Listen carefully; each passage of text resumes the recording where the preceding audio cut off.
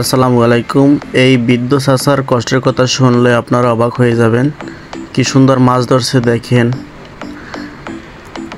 তার মাছ ধরার কৌশল এবং সব কিছু আজকে শেয়ার করব। আমি বাসা থেকে আজকের অফিসের উদ্দেশ্যে যাচ্ছি। প্রচণ্ড বৃষ্টি, ঝড়, তুফান, দেখতে পারছেন পরিবেশটা কি থমথমে। এটা কর্ণফুলীর টানেলের কাছাকাছি একটা স্থান, 15 নম্বর ঘাট। এখানে যাওয়ার পথে আমি দেখলাম এক চাচা মাছ ধরতেছে। চাচার সাথে কথা বললাম, কিন্তু চাচা যেভাবে বলতেছে কান্না কান্না কণ্ঠে, মনে হচ্ছে মনে অনেক কষ্ট। তার ছেলে মেয়ে নাকি অনেক বড় লোক, কিন্তু এই 90 বছর বয়সেও সে মাছ ধরার জন্য নদীতে আসছে।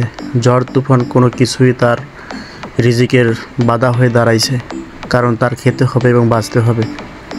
দেখুন, তাকে বোঝাই যাচ্ছে না যে তার 90 বছর বয়স। মাথায় সাদা হেলমেট, পোশাক, মুখ বাঁধছে এমনভাবে জানি কেউ বুঝতে না পারে।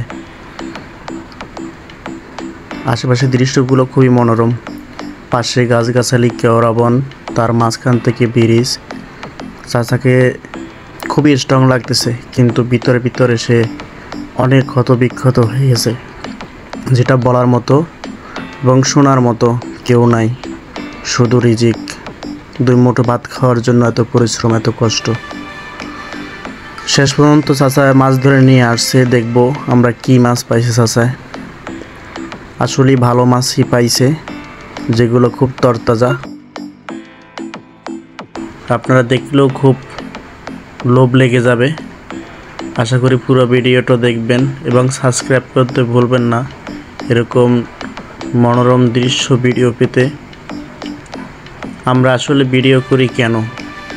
সমাজের মধ্যে কিছু কিছু জিনিস তুলে ধরার মানে হচ্ছে যে আমরা যে পৃথিবীতে বাস করি, কত স্বার্থপর পৃথিবী, যে সন্তানদের বড় করে আমরা তুলছি কিসের আশায়? যেন বৃদ্ধ বয়সে আমরা তাদেরকে কষ্ট লাঘব করতে পারি। সেজন্যই তো।